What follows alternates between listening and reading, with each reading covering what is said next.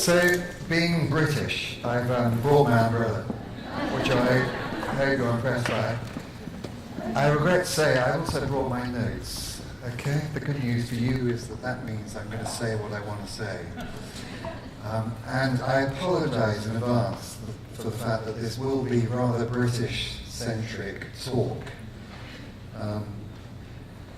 It's really wonderful to be here. I've had such wonderful 2 days, and I'm staying on. I'm going to have a chance to admire and get to know IntraHealth's work even more. What I'm talking about today is health partnerships. So this is the relationship between health institutions in the UK and health institutions in low and middle income countries. I'll give you a definition, a description, and an example before going on to make some more general claims about how a health partnership approach can leverage the kind of resources we need if we're to achieve the Sustainable Development Goals. I've been invited to talk about health partnerships because that's what my organisation in the UK is best known for. So the Tropical Health and Education Trust has been doing this kind of work since 1989. But we share IntraHealth's passion for the training and education of health workers. We share their sense of outrage that 1 in 7 people in this world will never meet a qualified health worker in their lives. So the first thing I want to do is give you a definition. And the bits I like in this definition are the blue bits. So we're moving really beyond an era of international development, so one of Codevelopment, where we recognise that we have as much to learn and to gain from our engagement with health workers overseas in low and middle income countries as we have to give. In the UK, a very good example of this, but there are many examples of this, is the work of the Improving Global Health through Leadership Development. This is a fellowship scheme which sends trainee health professionals to developing countries for 6 months periods. And I want to share a 1.5-minute video with you, which is an interview with 2 doctors, Ellie Jordan and Charlie Gardner.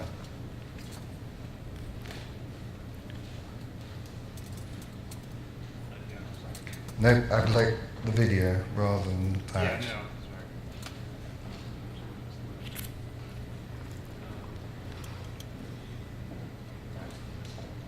I don't sound like Charlie, and I don't sound like Ellie. So I'm going to wait for the video.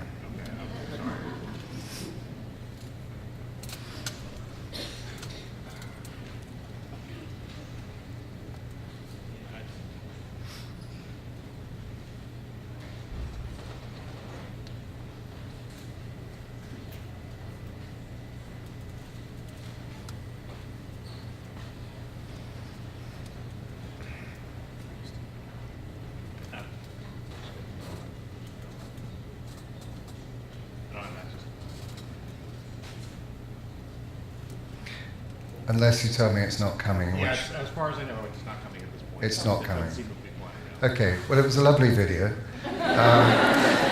which you may or may not, I don't think you can actually, be able to find on our website. But there's a wonderful line at the end of it when Charlie, the doctor, talks about how much he's learnt, not really as a clinician, but in terms of leadership. And the phrase he comes up with is, I've learned more in the past 5 months in Cambodia about leadership than I have in 5 years training in the UK. And the 2 of them talk really interestingly about how being thrown into that environment gave them a whole set of skills in addition to their clinical skills, which they brought back into the UK environment and which has benefited the National Health Service back in the UK. So I'm of the view that mutual benefit, the other part of that definition that was highlighted in blue, is not a bad thing. It's not something we'd be ashamed of, a kind of distraction from the idea of doing good to others or helping others. I think mutual benefit is the glue which will persuade citizens in the North and in the Global South to keep investing in this kind of work, because it's the foundation stone of a more equal relationship.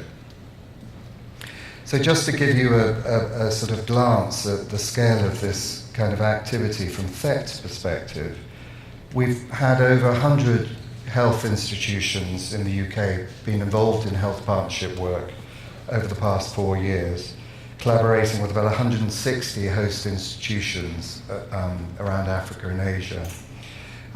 Spending money on projects varying from about $8,000 to $1.5 million. About 1,700 NHS staff have been involved, and about 50,000 health workers have been directly trained. And then, of course, you've got those who have benefited from the training of trainers and the ongoing training. And I just want to pay tribute to one project, which was between Edinburgh University, the African Palliative Care Association, and Ministries of Health in Kenya, Rwanda, Uganda, and Zambia. I'm talking about palliative care partly because it's something I'm passionate about from an earlier stage of my career, partly because I know from my grandparents' experience how beneficial this has been, but also because it says something about the health partnerships, that they are so diverse that even neglected issues like palliative care can be prioritised within the health partnership approach. And this is very much what partnerships are about. They're small, they begin with individuals, they get supported by institutions, but they're organic. And some of them grow and some of them don't. With this example, the ministries, working ministries, 781 health workers trained. The final project evaluation found that across 12 hospitals, referral pathways have been improved both internally and externally. And there was a 20% increase in the numbers of patients accessing palliative care in 11 of 12 hospitals. So clearly, health partnerships do have a benefit back into the UK, but they also have a benefit into those host countries. So, we could run our film. Yeah, well, why not? I think it's all right. It's only a minute and a half.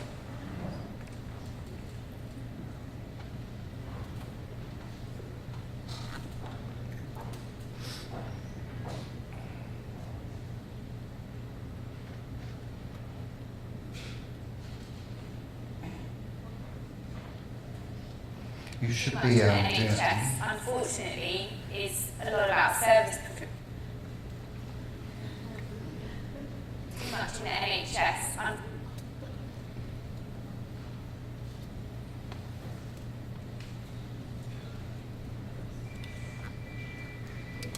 Too much in the NHS, unfortunately, is a lot about service provision, and although we're training within our roles, you're training to be excellent clinicians, but some of the other skills, such as leadership skills or management skills or teaching skills. Great, so that's a hand in the air saying, I'm exasperated, don't ask me to do it. So let me just, sorry, beg pardon. Well, I haven't got, okay. So the health partnership approach isn't exclusively a UK approach. Of course it's not. And for example, the Germans have a very strong hospital twinning approach.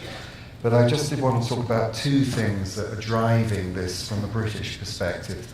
And the first is that we have committed by law to spend 0.7% of our GNI on overseas development assistance. This was a Conservative government, which is, of the right in our country. And I think it's an incredibly impressive commitment. So the UK is now spending, forgive the pound sterling, £1 in every £7 that's now spent on overseas development assistance is being spent by that nation of 60 million people. The second thing that's driving the health partnership approach really is the British love affair with the National Health Service. And when the UK hosted the Olympics back in 2012, I don't know whether any of you noticed, but in our opening ceremony, which is the great advert to the world about who we are as a nation, we put the NHS logo at the centre of that ceremony. Now, probably most people didn't have a clue what the NHS logo meant, but it meant something to us. And the NHS has been described as one of the greatest achievements in history, coming into operation on midnight on the 4th of July 1948. It makes me giggle a bit that the 4th of July was chosen as the date to start the NHS. Perhaps we were trying to distract ourselves from other thoughts. But it was the first time anywhere in the world that completely free healthcare was made available on the basis of citizenship rather than on the ability to pay. And there's this wonderful quote from Dr. Marks, who qualified on that day as a doctor and who later became the chief exec of the British Medical Association. And he said, before July, healthcare in this country was a disaster, particularly if you were poor.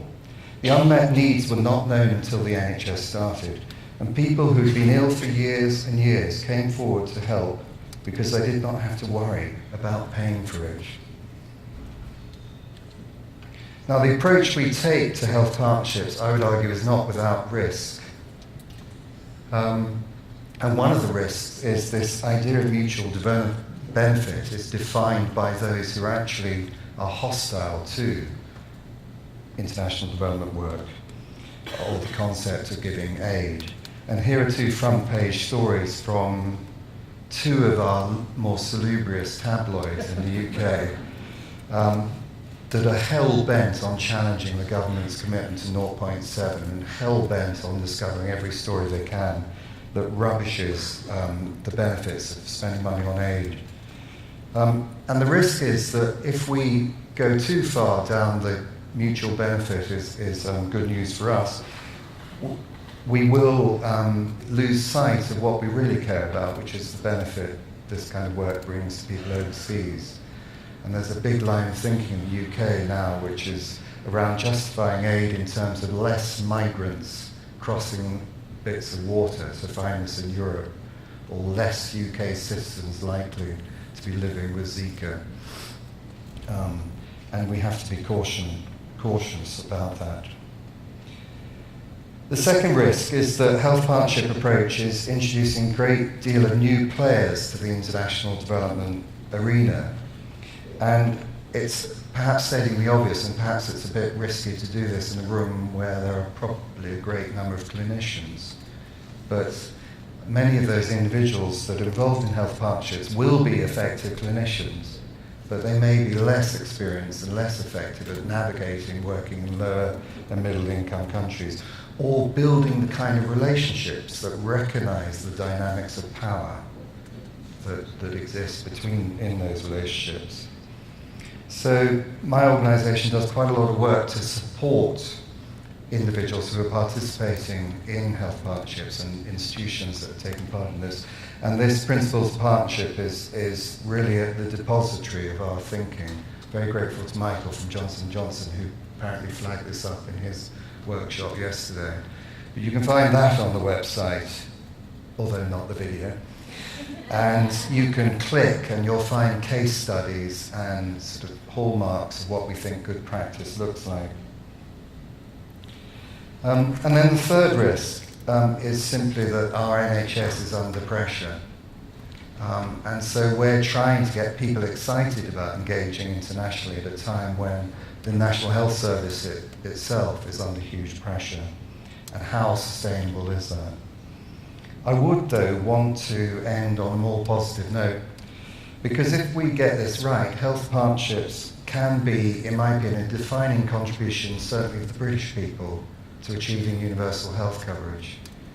And there are two things that I'm thinking about. Currently, we're just scratching the surface. So the NHS employs 1.1 million people. So that puts it up alongside, apparently, the US Department of Defense, McDonald's, Walmart, and the Chinese People's Liberation Army as one of the biggest employees on the planet. So that's why FET is calling for a 0.7 commitment of human resource to match the 0.7 financial commitment that the UK has made.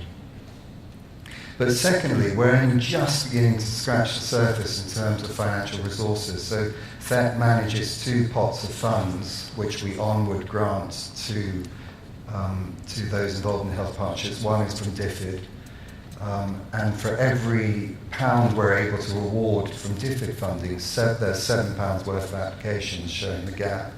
And the other is a stream of money from Johnson & Johnson for Africa work.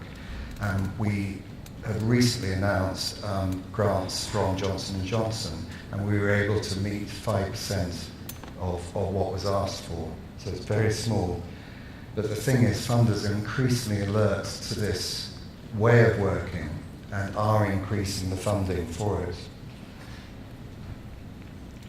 So I want to end by quoting the British minister who was there when the NHS was founded and said this in 1958 on the 10th anniversary of the NHS. Many people, he said, have died and many have suffered, not because the knowledge was not there, but because they did not have access to it. To all the suffering that attends illness, there was always added to the bitterness that if the poor could have had access to the knowledge available, they might have been saved, or at least might have been helped. So that's why I get out of bed in the morning, and why I offer health partnerships as a powerful tool to help us all change the world and deliver that dream of universal health coverage. Thank you very much.